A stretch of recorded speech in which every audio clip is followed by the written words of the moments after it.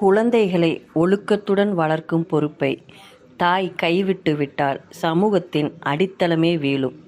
அது ஒரு தாயின் கடமை அப்படின்ட்டு ரீசெண்டாக சென்னை உயர்நீதிமன்றம் கருத்து தெரிவிச்சிருக்காங்க. என்ன அப்படின்னா, குழந்தைங்கள பெற்றுக்கிறதோடு மட்டும் இல்லை, அவங்க டிசிப்ளினாக வளர்க்குற பொறுப்பு யார்கிட்ட இருக்குன்னா, ஒரு தாயிட்ட ஒரு அம்மாட்ட இருக்குது. அப்படி அவங்க தன்னோட குழந்தைய டிசிப்ளினாக வளர்க்கல அப்படின்னா, அந்த சொசைட்டியோட ஃபவுண்டேஷனே என்ன ஆகும் அப்படின்னா டெக்ளைன் ஆகும். அது அந்த ஃபவுண்டேஷனே ஆடி போயிடும் அப்படின்னு சொல்லியிருக்காங்க. இதை பார்க்குறப்ப எனக்கு என்ன தோணுதுன்னா, பார்வதி தான் ஞாபகம் வருது. ரீசெண்டாக ரெட் கார்டு வாங்கியிருக்காங்க. மோஸ்ட்லி சோஷியல் மீடியாவில் ரொம்ப ரெஸ்பான்சிபிலிட்டி அவங்க அம்மா பற்றி எதுவுமே சொல்லலை. சரி, அவங்க டீசெண்டாக இது திட்டாமல் போயிட்டாங்க. இப்போ நிறைய கிளிப்பிங்ஸ் வெளியேற்றிருக்கு. அவங்க நிறையா விஷயங்களை என்கரேஜ் பண்ணுறாங்க. துணிவே துணை அப்படின்னா, இந்த துணிவுக்கான அர்த்தத்தை அவங்க எப்படி மிஸ் அண்டர்ஸ்டுட் பண்ணிட்டாங்க அப்படின்னு தெரியல.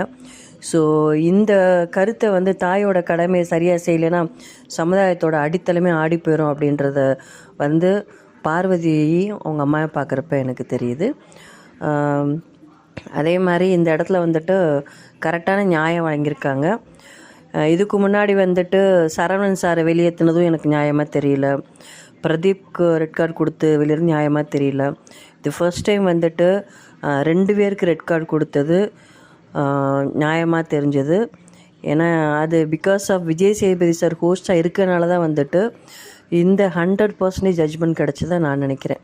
ஸோ இந்த வீடியோ உங்களுக்கு பிடிச்சிருந்துச்சி அப்படின்னா மறக்காமல் சப்ஸ்கிரைப் பண்ணுங்கள், லைக் பண்ணுங்கள், கமெண்ட் பண்ணுங்கள்.